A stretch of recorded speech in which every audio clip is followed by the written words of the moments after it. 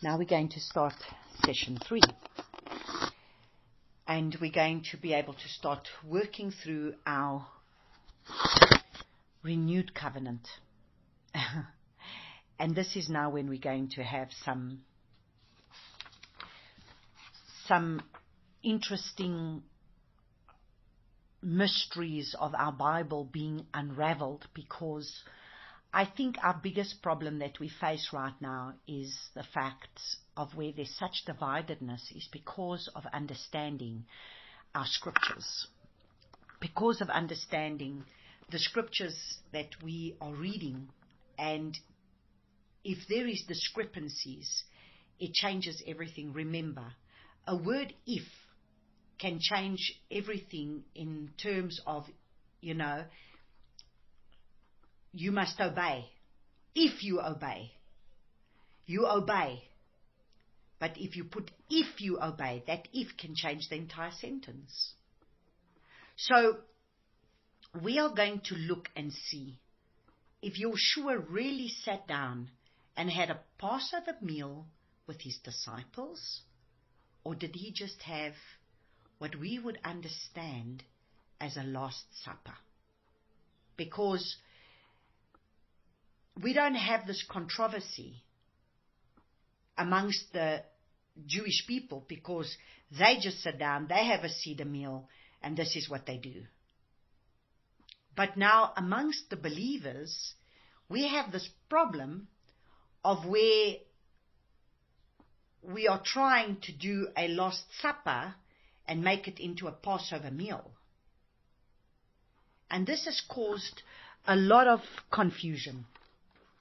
And to be honest with you, it's taken me 2 days of being at loggerheads with this Bible, of when eventually I had decided that I'm just going to not even go there. I'm just going to leave it alone. The thing is, Abba didn't leave me alone. I didn't want to go there, but he wanted me to go there. Because I think the time has come for us to truly understand the scriptures that we're reading and see the discrepancies that are there, that nobody wants to go into, that some people will just, like myself. I looked into these scriptures years ago, and I saw these confusions, but you know what? I just left it at that and said, I understand what I need to do. I follow what is written in my, in my foundational covenant. I know what my king did for me.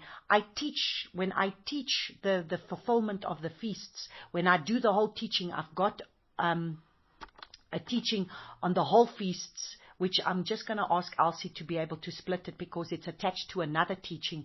But I've got a 2-part series of a teaching on the feasts where I do the whole feasts. And I've never brought in these things because to me, they didn't make a difference. Until I started to be confronted with the confusion that is out there.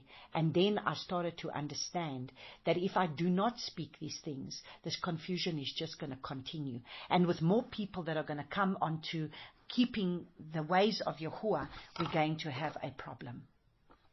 So we are going to look at first, see if Yahushua, if he kept the feast at all. So let's just go look at John chapter 2.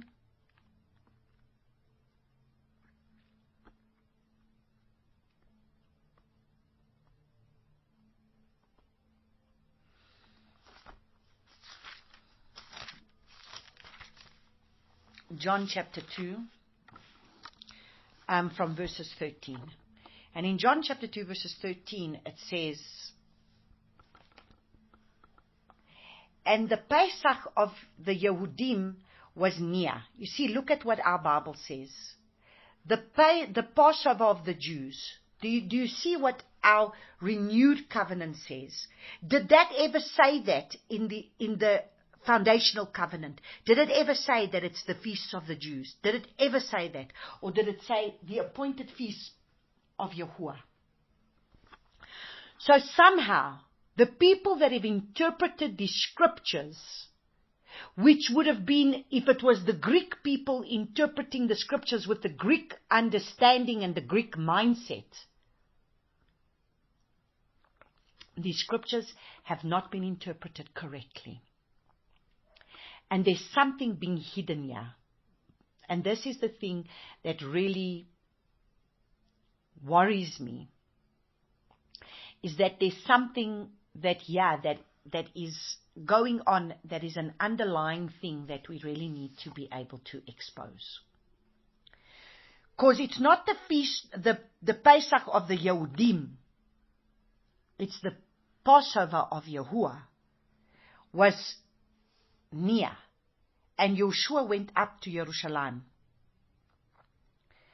And he found in a set-apart place those selling. Okay, so you see here, this is right in the beginning of the book of John, which is right in the beginning of Yahushua's walk, on this earth. And he was going up to keep the feast. And we are now going, I just wanted to bring the scripture for you to see that Yahushua was going up for the feasts. How many times do we read that it was this feast and that feast, and he was there? Even for a lot of people that don't keep Chanukah, he was there at the temple dedication. For the time of Chanukah, he was in Jerusalem, and he was there at the Feast of Dedication. Now we are going to work through, I'm actually going to take you through the 4 Gospels. I wish I could stay with just one Gospel, which is the Gospel of John. And now I tell you, after the last couple of days, I truly understand why I so love the Gospel of John. But we are going to look at these scriptures in the other Gospels to be able to see the fullness of what is actually going on. So let's go to Matthew chapter 26. Because remember, we want to see the feast being fulfilled.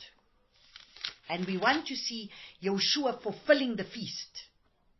And this is what is important, is we need to see Yahushua fulfilling the feast. But for us to be able to see Yahushua fulfilling the feast, we first need to be able to get rid of the confusion that makes it look like Yahushua didn't fulfill the feast. Because for Yahushua to have fulfilled the feast, he would have had to die on the 14th day. He would have had to become the Passover lamb. He would have had to be in the grave for 3 days and 3 nights, and then resurrect on the 3rd day. And so these are the things that we need to be able to look into for us to be able to establish exactly what is going on and how did this all plan out.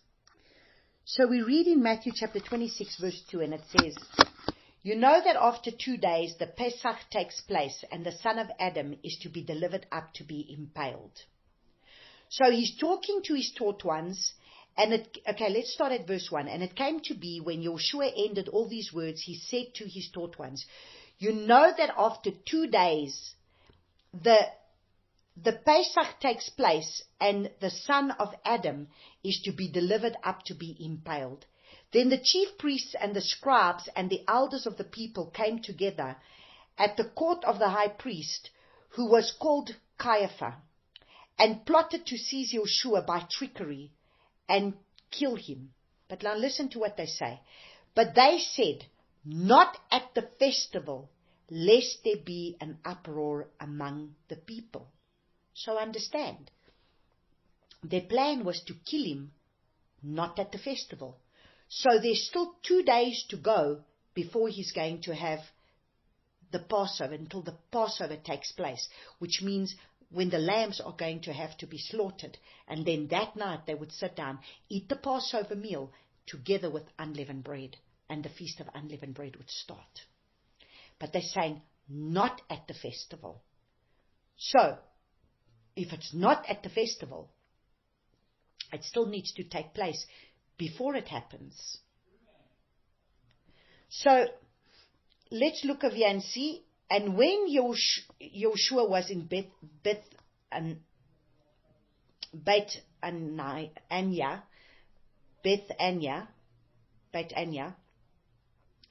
at the house of Shimon the leper, a woman came to him. So that was one night. All right? So remember, 2 days.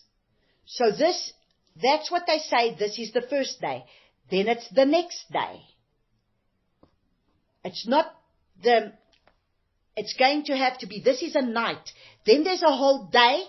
Then there's the next day. And it's the next day that the Passover is going to be taking place. I need you to understand this because we need to see this properly. It's still 2 days. Yeah, this is the night. He is going to sit. He's going to Bethany. And there, this is when the woman comes and anoints him and says, a woman came to him having an alabaster flask of costly perfume, and she poured it on his head as he sat at the table. And when his taught ones saw it, they were much displeased, saying, to what purpose is this waste? For this perfume could have been sold for much and given to the poor. However, when Yahushua noticed it, he said to them, why do you trouble the woman?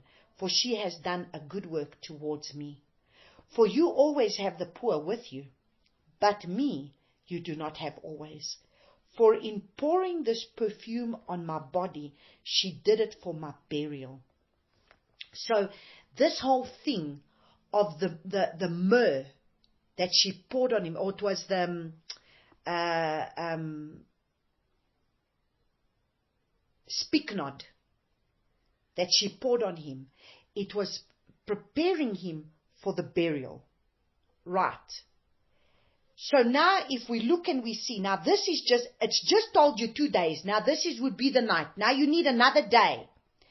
Then one of the 12 of Yehuda, now truly I say to you, whatever this good news, okay, let's just look at verse 14. Then one of the 12 called Yehuda from Kirioth went to the chief priests and said, what would you give me to deliver him to you? And they counted out to him 30 pieces of silver. And from then on, he was seeking an occasion to deliver him up. So, they've just said 2 days. This is the first day with the woman of this is like the night, which is of the woman that with the alabaster jar. Now, on the first day of unleavened bread. Now, I don't understand. It will clearly tell you on the first day of unleavened bread. And you know what? I have gone and looked at the scripture in so many other Bibles, and all of a sudden they were able to say, and on the first day of unleavened bread, they were able to say that. So now, we need to be able to look. I want to be able to go. I want to find this here. Because in so many translations, we need to look at the things, because we are really going to have to work through this, because if we look at the Bible the way that it is right now, it doesn't make sense, because how does Yahushua now go sit down and this is the first day of unleavened bread? How can this be the first day of unleavened bread when he needs to become the Passover lamb? So this makes no sense at all. And now I sat with the scriptures and I said, no, Father, I'm not even going to go there. Let me just leave this alone, because this is too confusing. And so I'll just avoid it. I don't want to go into this. I just want to leave it alone. And the Father said, no, you are to be able to look at this. So our Bible says, okay, the scriptures that I'm reading says on the first day of unleavened bread. The Amplified says on the first day of unleavened bread, the Passover week. Okay? Then it says on the King James says, on the first day of the Feast of Unleavened Bread, the disciples came to Yahushua, saying unto him, where wilt thou that we prepare for thee to eat the Passover? So it's already the first day of unleavened bread. Now the first day of unleavened bread means that it would have to be the evening, because that's when the day begins, the evening. Otherwise, it's on the actual day of unleavened bread. How do you have unleavened bread without even having had the Passover first? The Passover is where the lamb's got to be slaughtered, and then you eat the unleavened bread. But it can be the same day. It can be the day of unleavened bread, which is when you're going to have the Passover and the unleavened bread. But it's saying the first day of unleavened bread. But I want you to see that it's so interesting that they would say, the first day of unleavened bread, because later you're going to see that they don't say unleavened bread. They don't even say Passover. They say the preparation day. Why did they change that? Why, are they so blatant to use unleavened bread and Pesach, and then later on they speak about a preparation day? Someone is trying to hide something from us. So now I want you to have a look at this word first. So this word first, in verses 17, where it says, on the first day of unleavened bread, the taught ones came to Yahushua saying, where do you wish us to prepare for you to eat the Passover, the Pesach? Now listen. That word first is the word protos, from the origin of the word pro, which is G4253, and it means before. So it should say, before the day of unleavened bread. That's what it should say. So, before the day of unleavened bread, the taught ones came to Yahushua, saying to him, where do you wish to prepare for you to eat the Pesach? That's the first problem that we have. So, there we look at this, where we already see that this of here is a problem, because I have to expose everything that is going to be here, that is going to be deceptive. That's the problem. So, when it says, and he came and he said, go into the city, there is a certain man, and say to him, the teacher says, my time is near, I am to perform. That perform is prepare the Pesach at your house with my taught ones. So he was going to make a necessary preparation. So the perform is to prepare, and the taught ones did as Yahushua had ordered them and prepared the Passover. That prepared actually means to make necessary preparations for the Passover. Not that they were physically preparing it. They were making the necessary preparations, because this is still the day. Remember, there were still 2 days to the Passover, which means there was going to have to be a night, a full day, and another full day before the Passover was going to take place. So then you sit down, and then you look at verse 21. It says, and while they were eating, so it says, and the taught ones, verse 19, and the taught ones did as Yahushua had ordered them and prepared, which means, and they made the necessary preparations for the Passover. And when evening came, he sat down with the 12. So that day he was making the necessary preparations. They were still preparing. Now that night they're going to sit down. They're going to sit down. It's a meal. The next day only is the second day, which is going to be when they're supposed to slaughter the Passover. Now look and see. When evening came, he sat down with the 12. And while they were eating, he said, truly, I say to you, one of you shall deliver me up. All right, so that's the whole account of what we're going to go into. But I'm not going to go into detail of it with Matthew, because we're going to look at Mark. Because I just want you to look at Matthew chapter 26, verse 54. That's one verse I want you to look at. I want you to look at Matthew chapter 26, verse 54, and says, when he says, how then would the scriptures be fulfilled that has to be this way? So now we look and see, he goes to the Garden of Gethsemane, he sits and he prays at the Garden of Gethsemane, he tells them, why are you sleeping? Can you not pray with me for 1 hour? Because he tells them that they're going to fall into temptation, and now they are not staying awake. And then Peter takes out a sword and wants to kill the man. And let's look at verse 52. It says, and Yahushua said to him, Return your sword to its place, for all who take the sword shall die by the sword. Or do you think that I am not able to pray to my Father now, and he shall provide me with more than 12 legions of messengers, of angels? But listen to what 54 says. How then would the scriptures be filled that it has to be this way? So it has to be this way, that he's going to have to go through what he's going through in order to be able to fulfill that Passover that was spoken of, the blood that would be on the lintels of the doors, that he was going to have to fulfill and become that Passover lamb. So now we're going to look at Mark chapter 14. Let's go to Mark.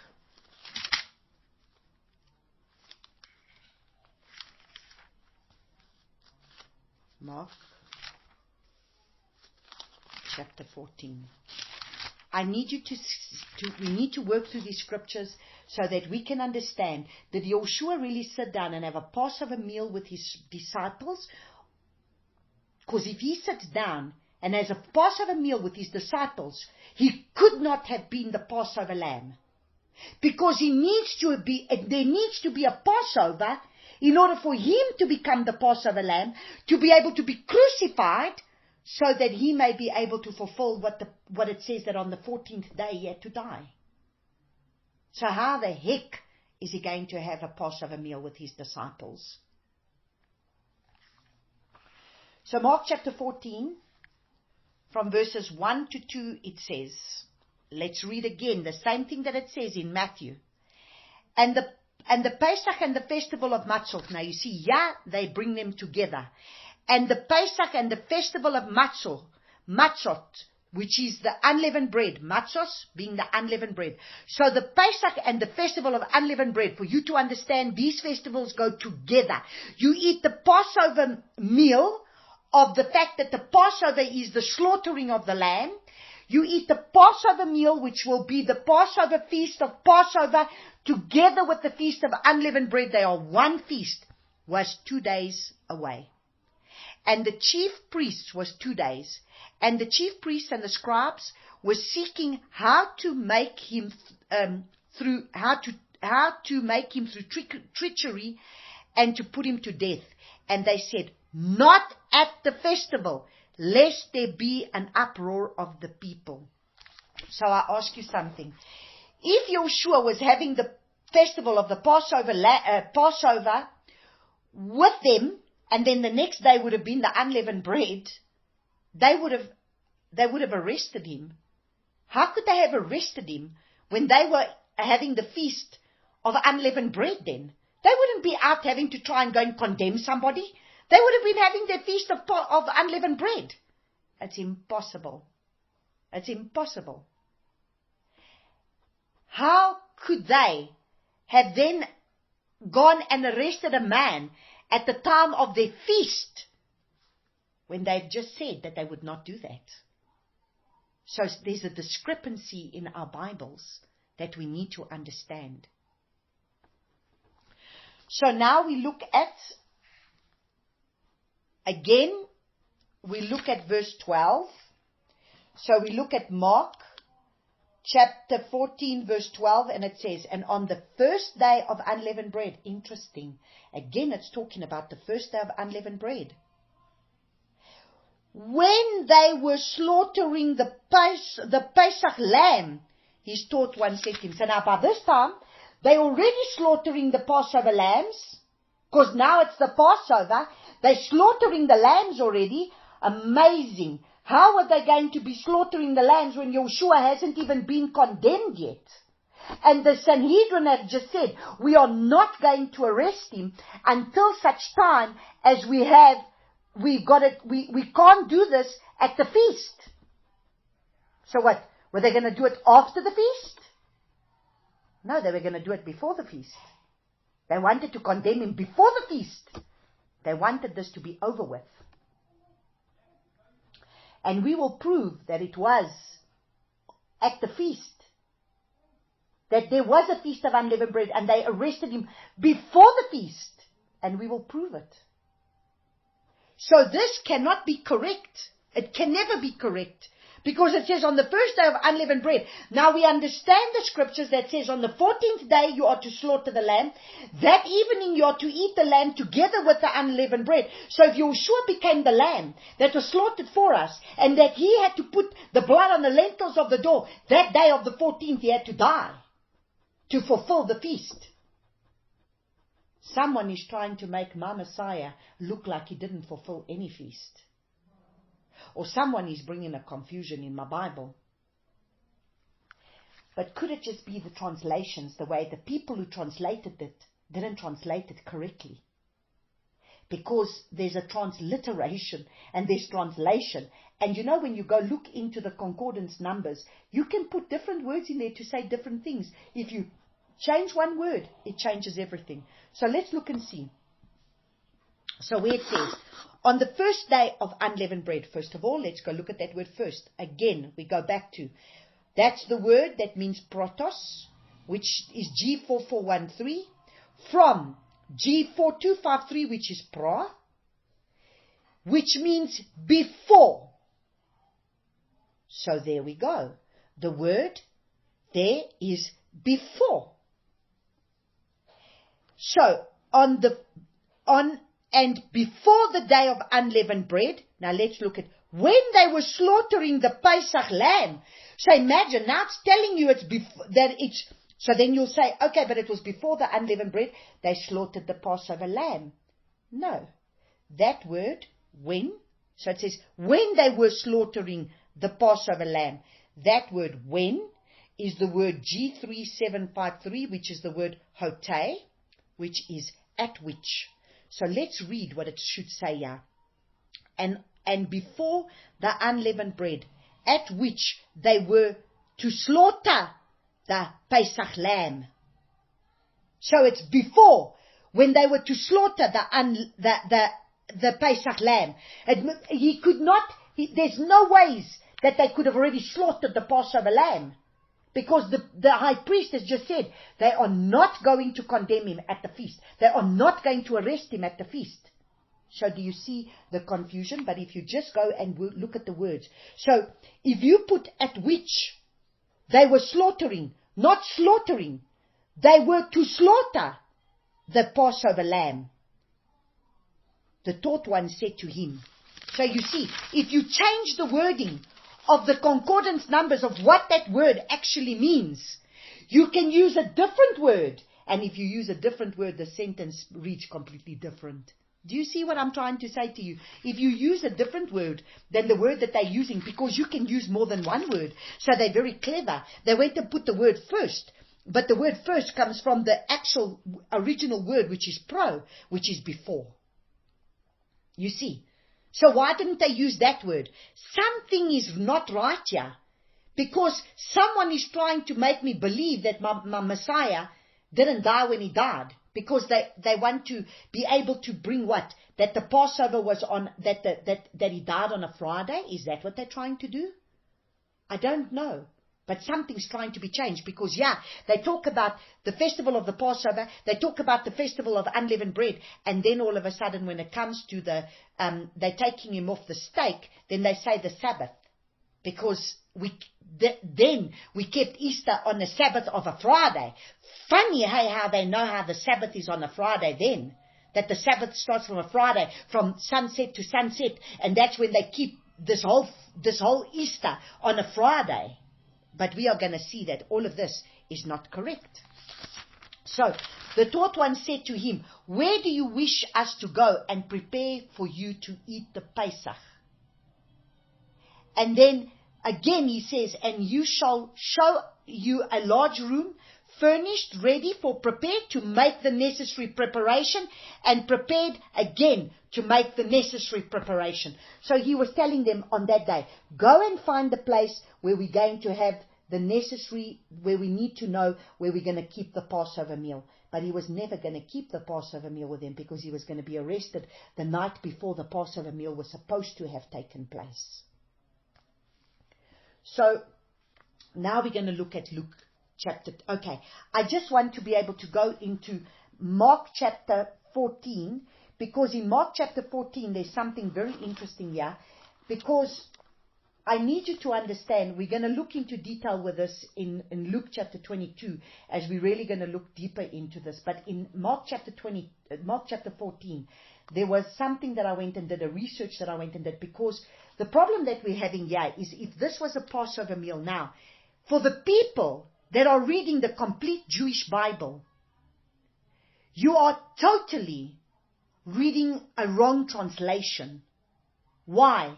Because when Yahushua sits down and has this Passover meal, your complete Jewish Bible, because this is what I had to do. I had to sit down and read these scriptures in all the different translations. And so, if you go look and see what it says in a complete Jewish Bible, in the complete Jewish Bible, it will turn around and say,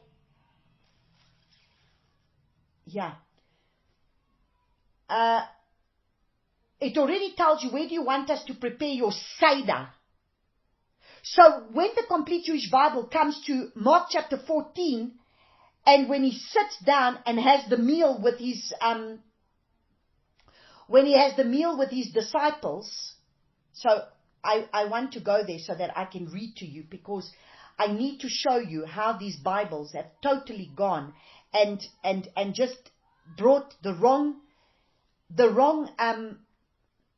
doctrines that we have believed, and the doctrines that we are preaching that is incorrect, that we need to now be able to make right. Because we are leading the people astray, because we are teaching them doctrines that come from the Orthodox Jews, and we need to understand that these things are incorrect and we need to do it properly. So in Mark chapter 14, let's go look at from verses 16. And it says, and the Talmudim, so the disciples, went off, came to the city, and found things just as they had told them they would be. And they prepared the Seder. So now that which says they prepare the Seder, it's not prepare the Seder. They to make the necessary preparations for the Seder. And it's not even the Seder, it's a Pesach. There's nothing about Seder in our Bibles. The Bible never says anything about a Seder. So why does this Bible put the word Seder there? Because that's what the Jews sit down and have at the Passover, when they eat the Passover meal, where they're supposed to have Pesach, and they're supposed to have bitter herbs, and they're supposed to have the unleavened bread, and that's all they're supposed to have, and the lamb. Now they call it a Seder. So already this Bible is put things there that is not supposed to be there. When evening came, Yeshua arrived and said to the 12 that they were inclined. Okay, let's move down to verse 22. Yeah. He says in verse 20, it's one of the 12. He said to them, someone dipping the matzah. So already it's telling you it's the matzah. The matzah is the unleavened bread. Our Bible doesn't tell us that it's unleavened bread. And as a matter of fact, when I went and looked at the word for bread, because verse 20 says, and answering, he said, it is the one disciple who is dipping with me in the dish. Who is dipping with me in the dish. It doesn't say who dipped the bread with me. So then they put the matzah in there. So this translation puts words in that's not even in the original translations. For the Son of Man will die, just as the Tanakh says he will. But woe to the man. Okay, now let's go look at verse 22. While they were eating, Yeshua took the piece of matzah. Now let's look, it says, and as they were eating, Yeshua took the bread. It doesn't say unleavened bread, he took bread. When I went and looked at that word, it says that it's got leaven. It's leavened bread with yeast. It wasn't an unleavened bread.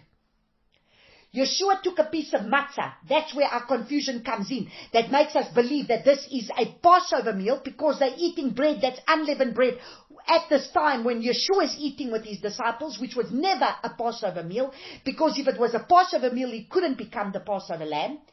And made the bracha, broke it, gave it to them and said, take it, this is my body. Also took a cup of wine. Now I want you to read there. And it says, and taking the cup. Now I went and looked on other translations, including the King James translation. Nowhere does it tell you that it's the cup of wine. Taking the cup of wine. Okay? Made the bracha and gave it to them, and they all drank. And he said to them, this is my blood which ratifies the new covenant, my blood shed on behalf of many people. Yes, I tell you. So he's telling them he took the cup of wine. Yad says he took the cup. You know that when I went and looked at that, and taking the cup, giving thanks, he gave it to them, and they all drank from it. And he said to them, this is my blood. When I went and looked at that blood, it is symbolizing the cup of the juice that he drank, which was the grape juice that was never wine, fermented wine. Yet at the Passover meal, the Jews drink the wine, okay? They drink wine, fermented wine. Then they've got 7 or 8 cups. I don't even know. It's drink this cup and drink that cup and drink that cup. By the time they finish the Passover meal, they're totally drunk with all the wine that they have drank. And yet Yahushua never drank fermented wine with his disciples and he never ate unleavened bread with his disciples, because that bread was bread with leaven in it, which was not a Passover meal that he had with his disciples. It's impossible it could have been a Passover meal, because if it was, he would not have become the lamb that was slain at exactly the time when they were slaying the lambs. So I have to expose everybody's theology right over here. I'm sorry for you that is brand new on this, and that you're having to receive all this information. But this is why one needs to bring this information, because if I don't, there are so many doctrines. I know of a ministry that they will not sit down and take communion. They will never sit down and take a covenant meal where they break bread and they drink the juice of Yahushua, because they say that it was only done at the Passover and it's only for Passover, and you never to do it before. Because of the Bible that they're reading, that tells them that they are having a Seder with Yahushua. And this is a lie. So now we are going to look at Luke chapter 22, because we're going to cover every one of these scriptures so that we can get to the bottom of the truth. Because Father says, you must know the truth, and the truth will set you free.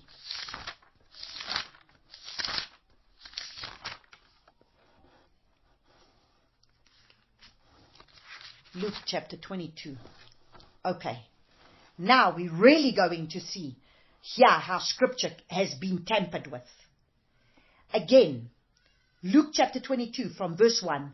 And the festival of Matzah, the festival of unleavened bread, drew near, which is called the Pesach. So festival of unleavened bread and Pesach goes together. It's a festival that they do together. It's the festival of the Passover, because you've slaughtered your Passover lamb, and you're going to have your Passover lamb together with your unleavened bread, which is your feast of unleavened bread, together with your Passover lamb. We've gone through this in detail, people, in the foundational covenant.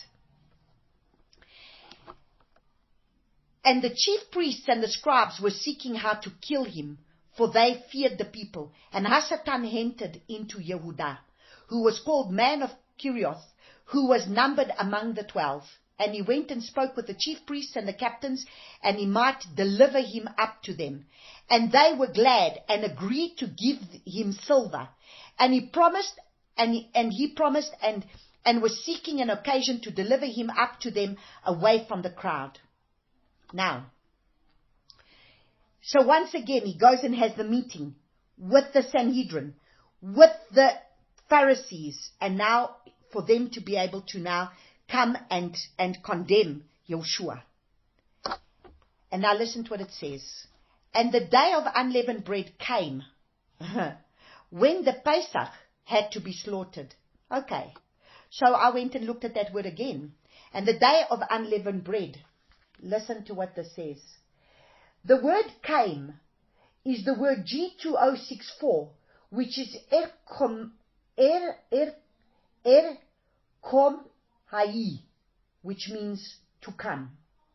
So when the day of unleavened bread to come, when the Passover had to be slaughtered, so it was the day of unleavened bread had to come, when the Passover lamb still has to be slaughtered.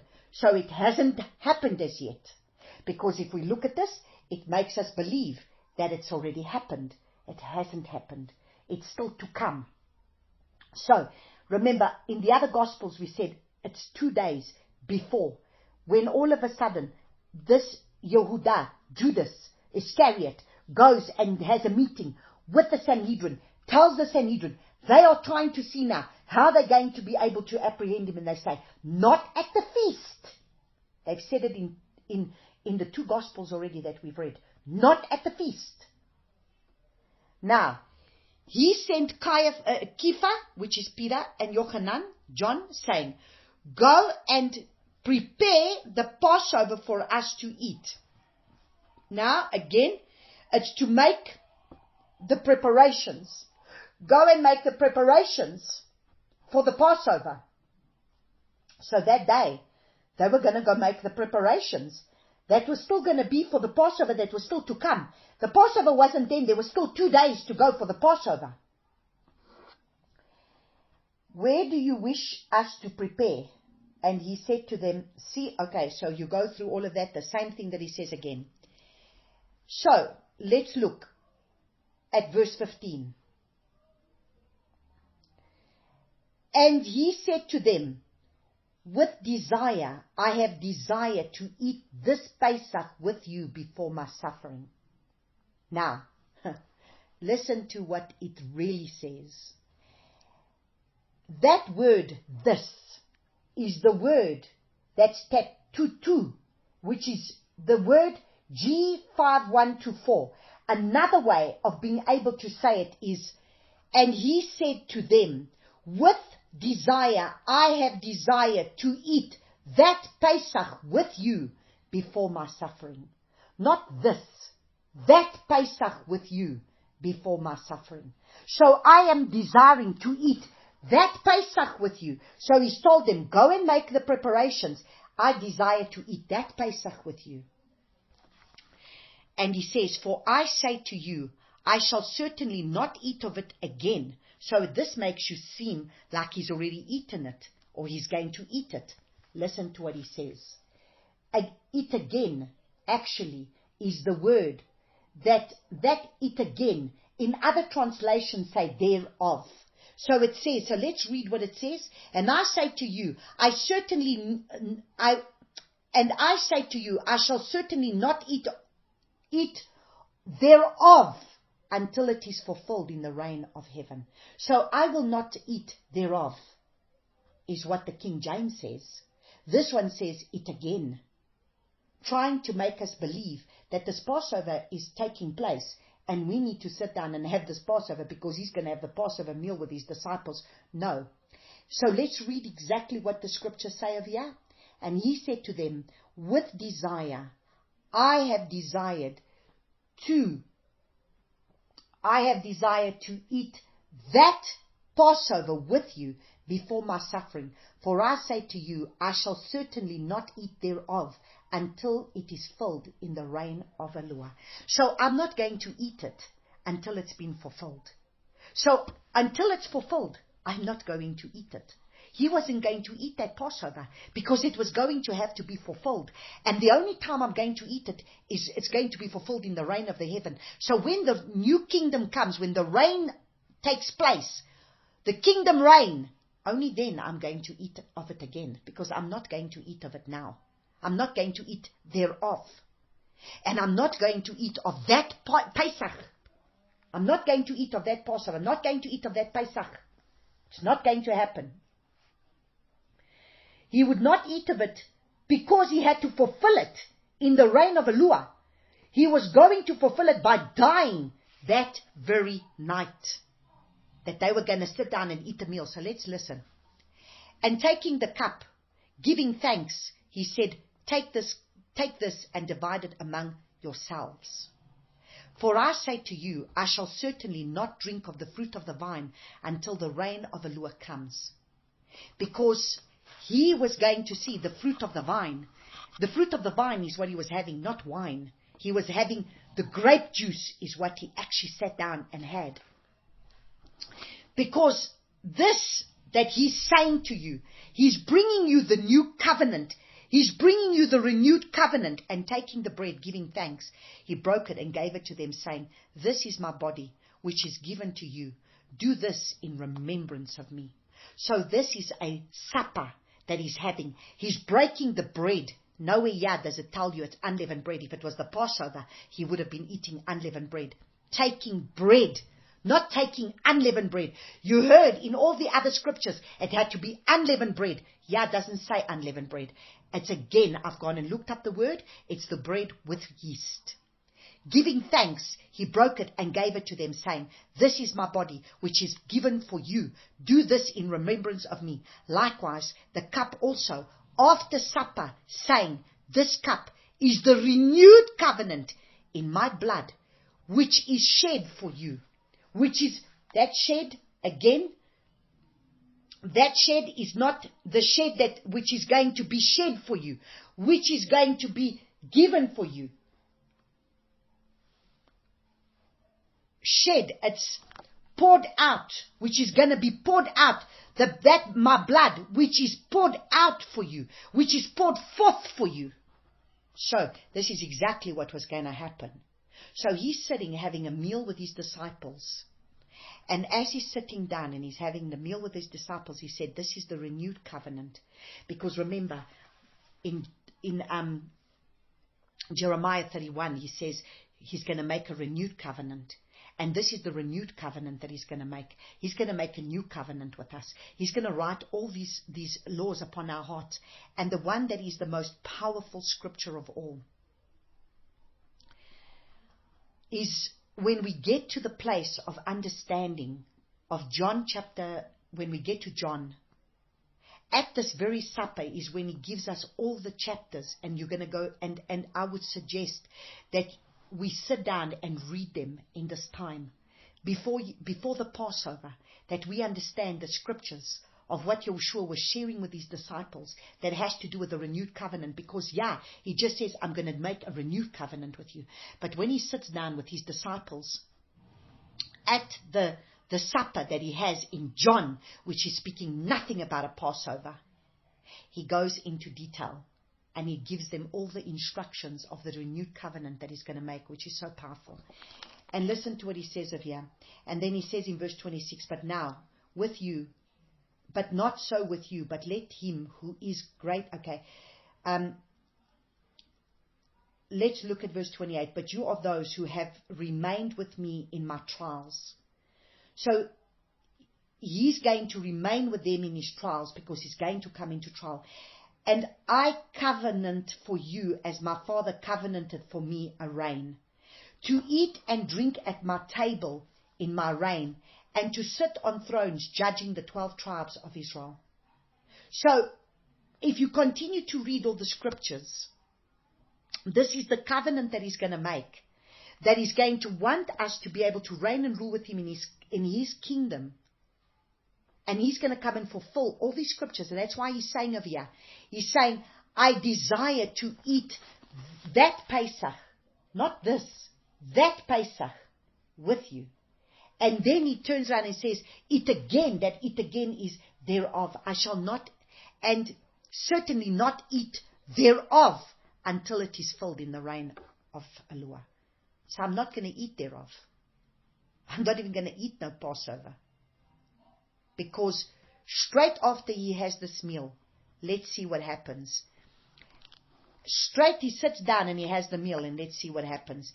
"And coming out, he went to verse 39.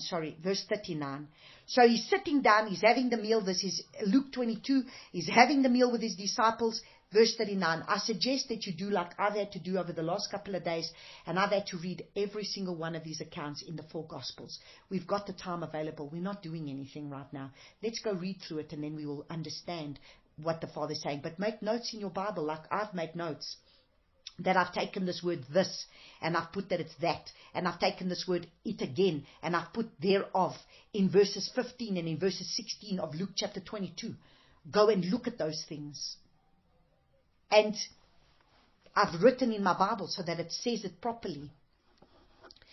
And now in verse 39 he says, "And coming out of this supper that he had with his disciples, he went to the Mount of Olives according to usage, and his taught ones also followed him.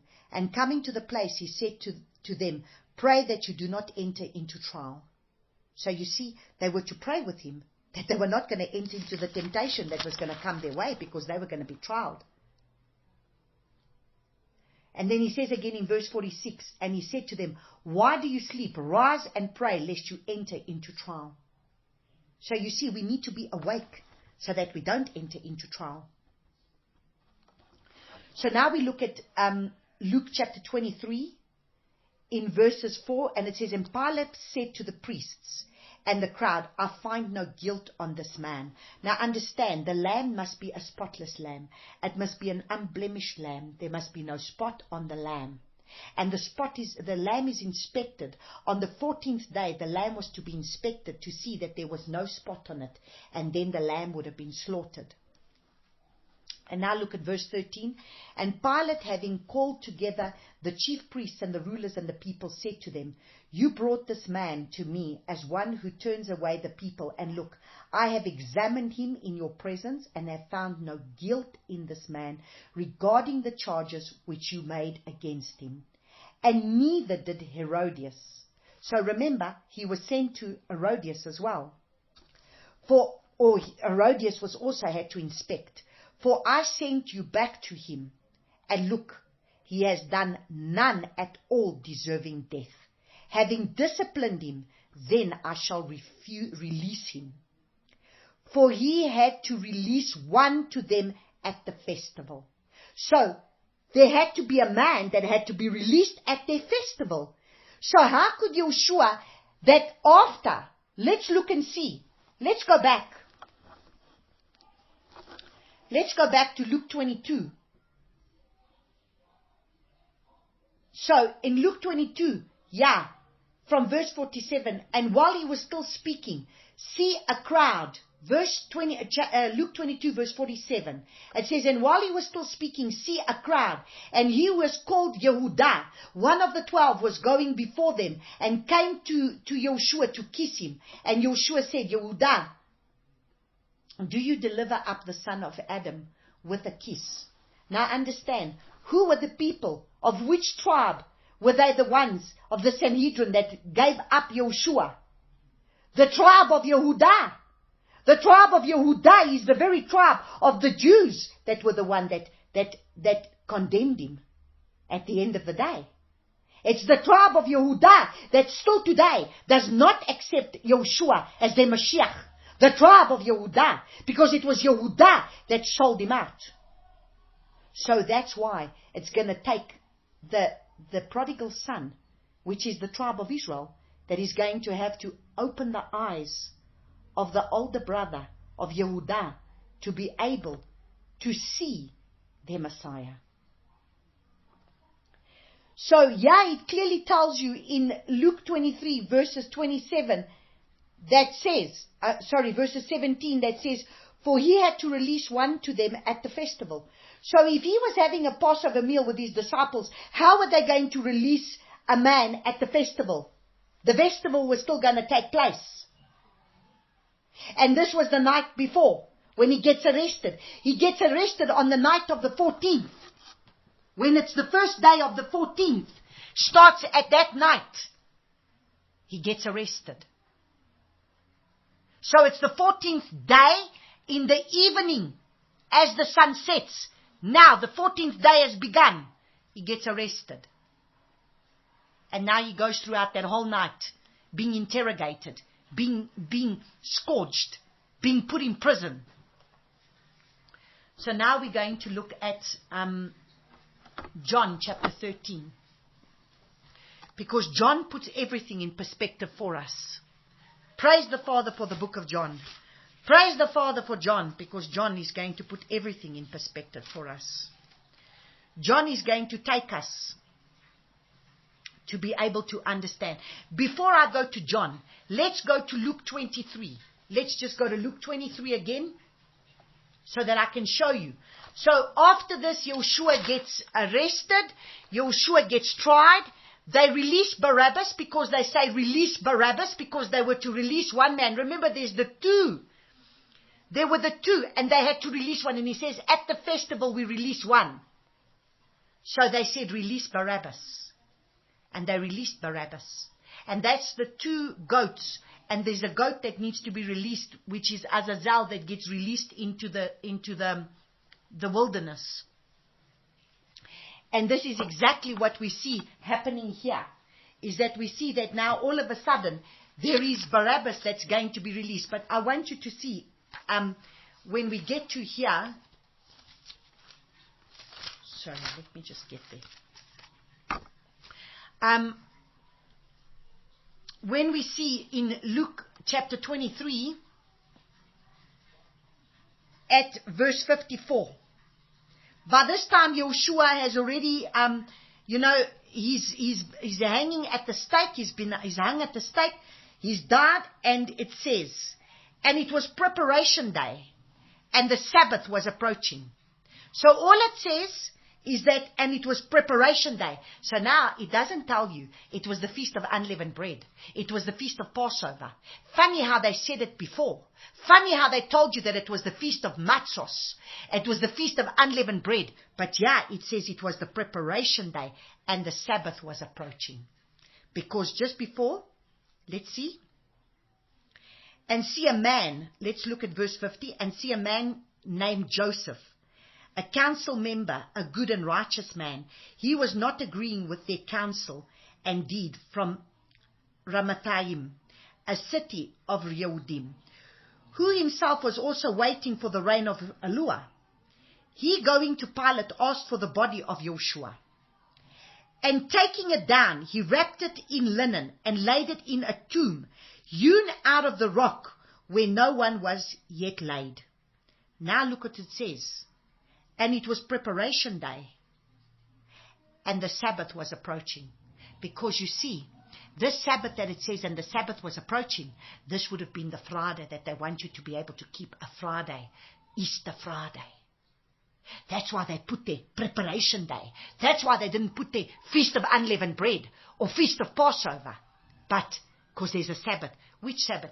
We've just learned in the foundational covenant that the Sabbath that we are dealing with here is the Sabbath of the first day of when we keep the Passover meal together with unleavened bread. That day is going to be a high holy Sabbath for you. And the last day of the Feast of Unleavened Bread is a high holy Sabbath, a feast for you, a high holy Sabbath day for you.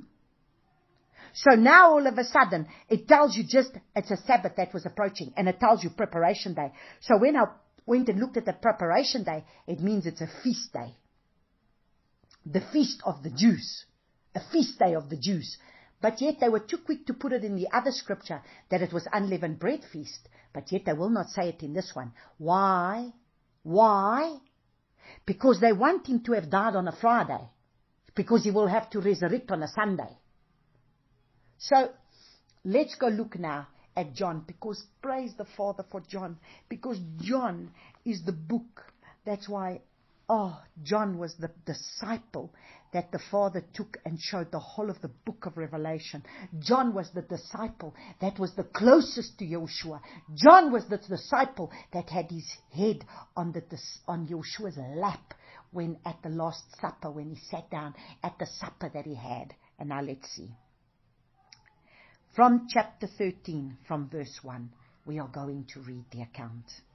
And before the festival of the Pesach, Yahushua, knowing that his hour had come, that he should move out of this world unto the Father, having loved his own who were in the world, he loved them to the end.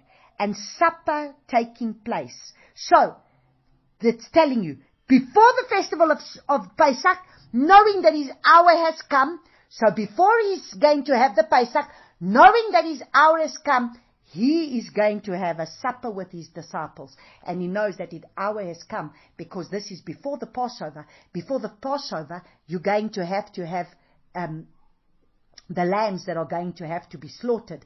And he knows his hour of trial is coming.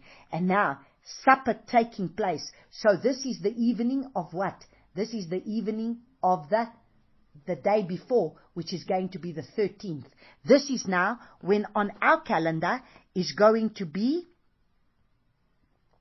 the 13th, the day of the 13th, that night, which is going to be then ours, is going to be the 7th. That night of the 7th. So that night leading up to the next day, which is then going to be the 8th, when they're going to slaughter the lambs.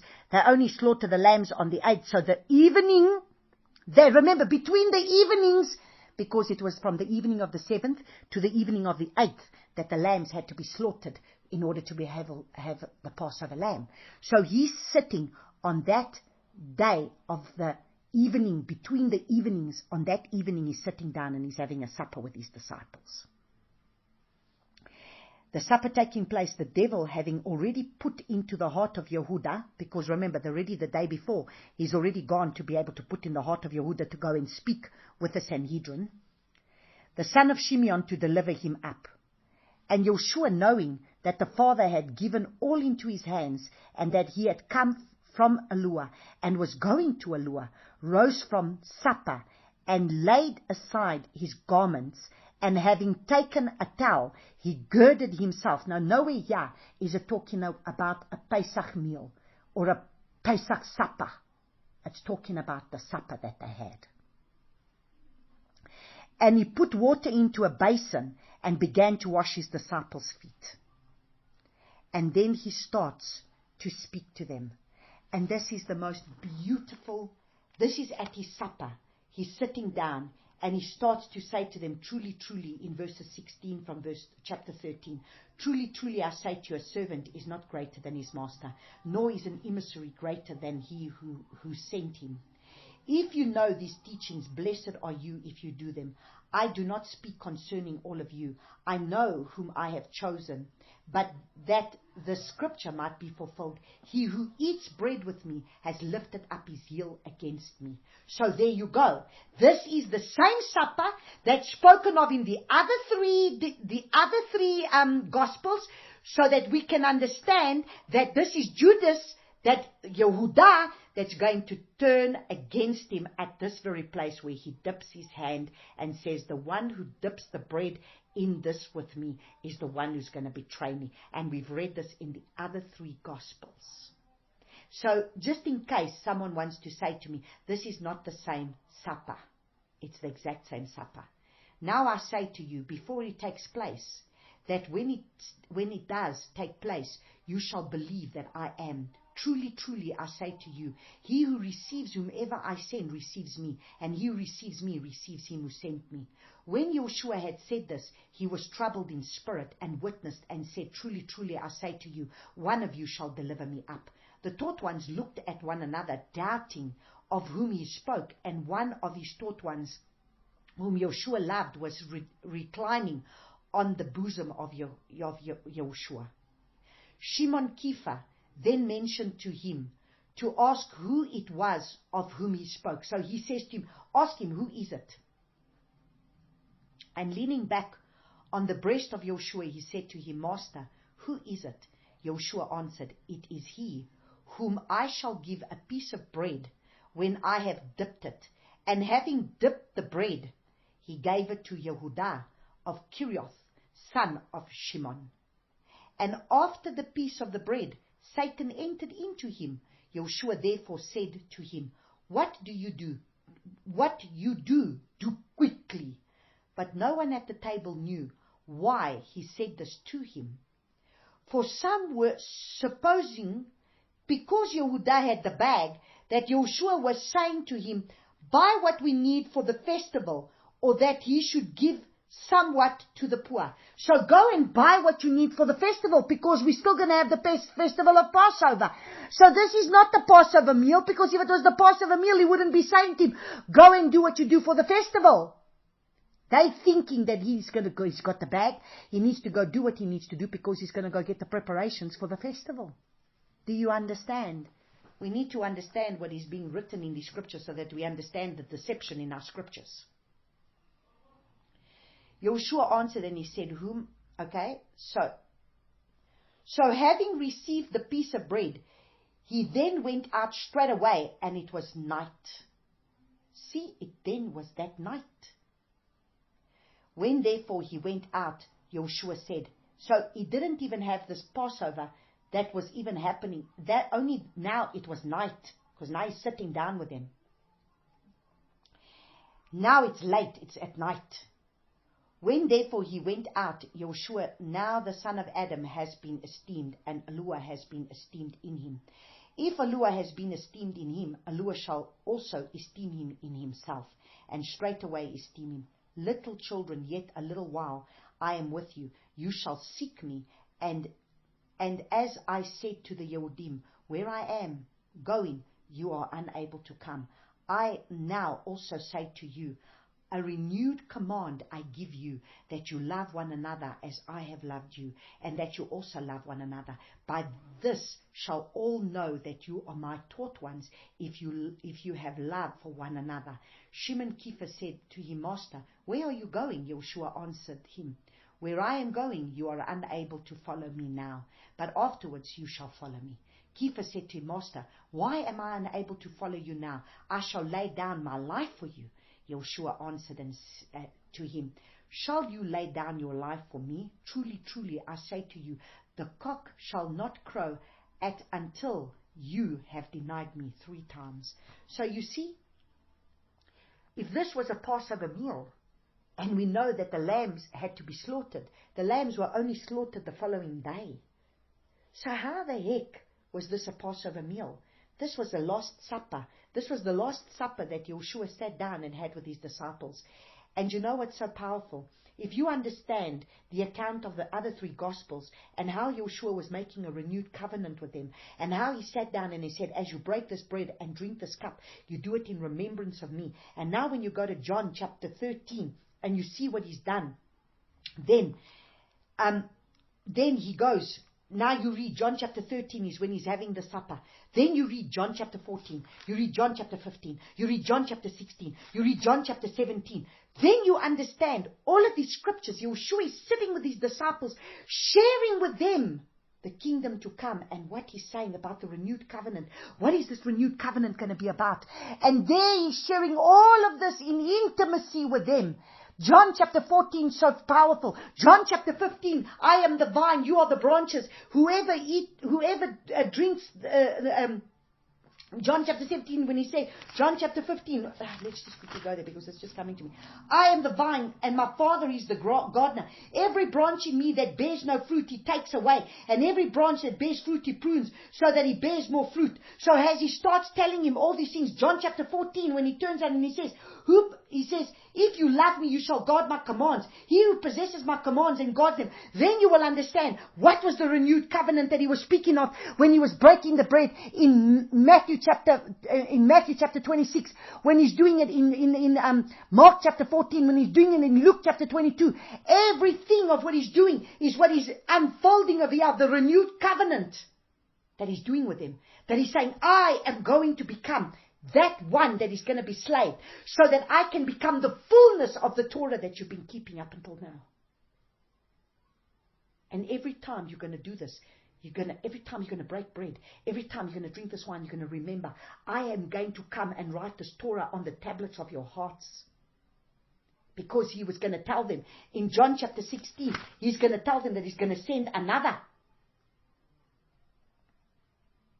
But when he comes, the Spirit of truth, he shall guide you into all truth, for he shall not speak from himself, but whatever he speaks, he shall speak, and he shall announce to you that he is to come. And that is in John chapter 16, verses 13. He's telling you about receiving the Ruach of Yahuwah. So all of this he's telling you about what's going to come.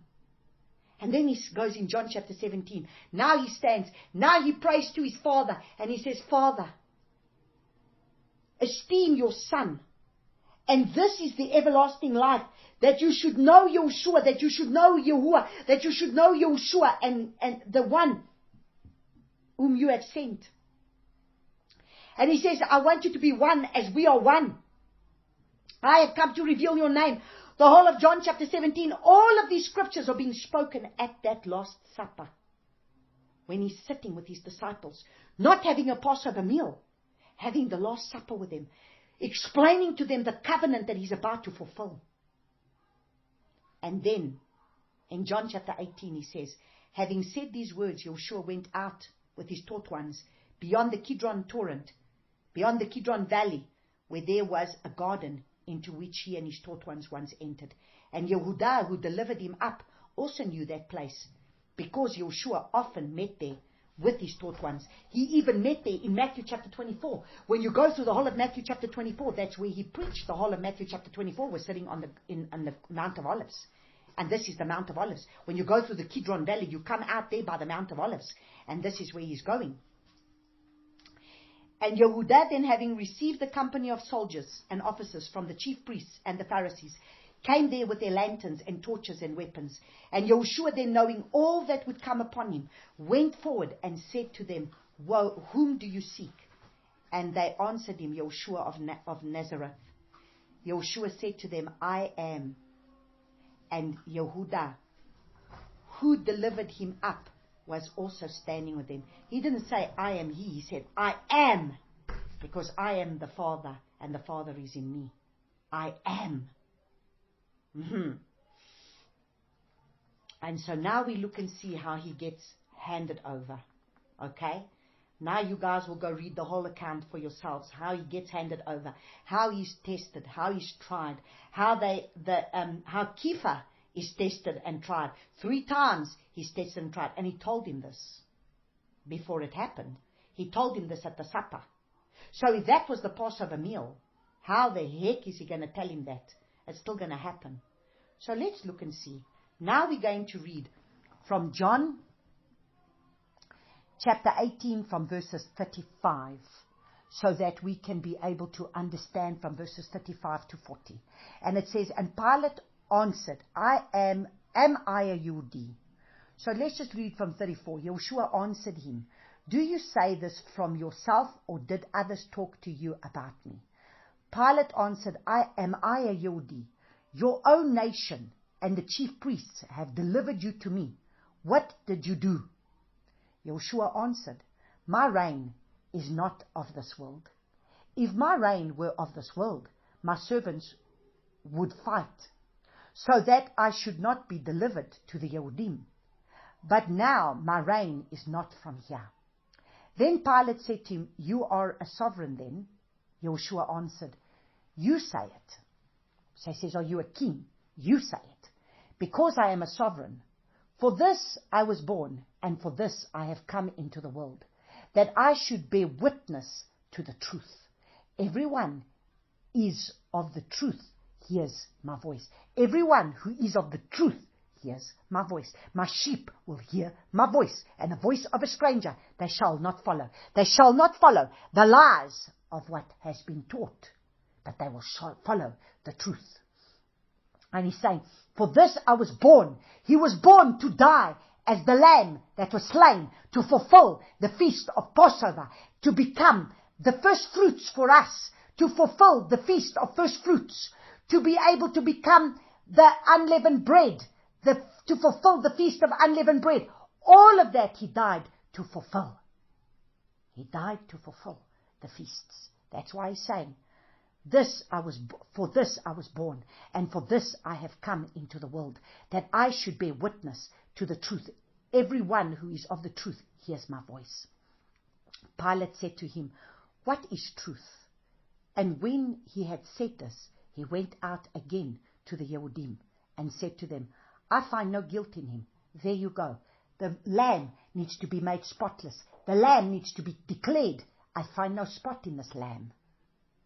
But you have a habit that I shall release someone to you at the Pesach. Do you wish then that I release to you the sovereign of the Yehudim? So, do you wish that I release to you the sovereign of the Yehudim? The king of the Jews, the king of the Yehudim. Then they all shouted again, saying, not this one, but Barabbas. And Barabbas was a robber. So you see that I shall release someone to you at the Pesach. Yeah, he tells you. But you have a habit that I shall release someone to you at the Pesach. So, this is now going to be at the Pesach. So how could Yahushua have been having a Pesach meal with his disciples? He needs to become this Passover lamb, because there has to be let me see.